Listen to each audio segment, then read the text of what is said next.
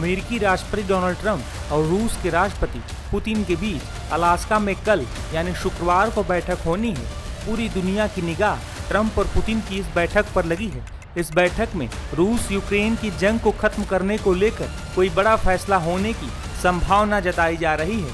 हालांकि इस बीच अमेरिकी राष्ट्रपति डोनाल्ड ट्रंप ने पुतिन को बड़ी चेतावनी दी है। दरअसल ट्रंप से एक रिपोर्टर ने सवाल पूछा कि अगर शुक्रवार को होने वाली बैठक में व्लादिमीर पुतिन युद्ध रोकने पर सहमत नहीं होते तो क्या रूस को कोई परिणाम भुगतना पड़ेगा। इसी सवाल के जवाब में ट्रंप ने कहा कि हाँ होंगे, इसके परिणाम होंगे, मुझे बताने की जरूरत नहीं है, इसके बहुत गंभीर परिणाम होंगे। गौरतलब है कि ट्रंप अमेरिकी राष्ट्रपति का पद संभालने के बाद से ही रूस यूक्रेन के बीच चल रही जंग को खत्म करने की कोशिश कर रहे हैं। हालांकि अब तक उन्हें कोई खास सफलता नहीं मिली है।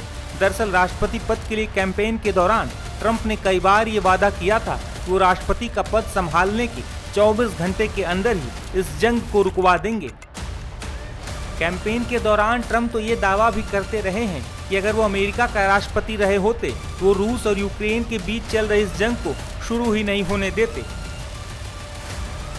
भले ही ये बैठक रूस और यूक्रेन के बीच चल रही जंग को रोकने के लिए हो रही है, लेकिन इसमें यूक्रेनी राष्ट्रपति जेलेंस्की नहीं शामिल हो रहे हैं।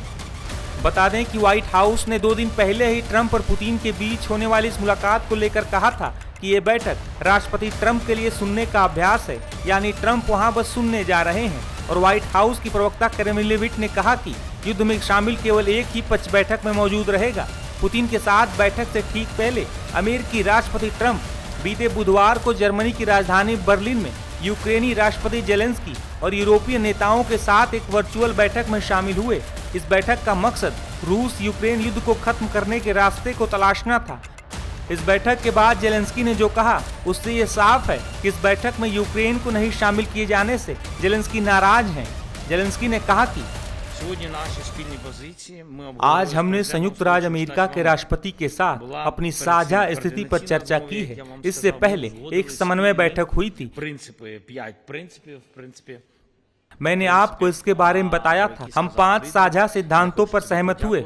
मैं इस दिशा में विशेष रूप से वार्ता के इस प्रारूप में फ्रेडरिक के नेतृत्व के लिए उन्हें धन्यवाद देना चाहता हूं। यूक्रेन से जुड़ी हर बात पर केवल यूक्रेन के साथ ही चर्चा होनी चाहिए। हमें वार्ता के लिए एक त्रिपक्षीय प्रारूप तैयार करना होगा।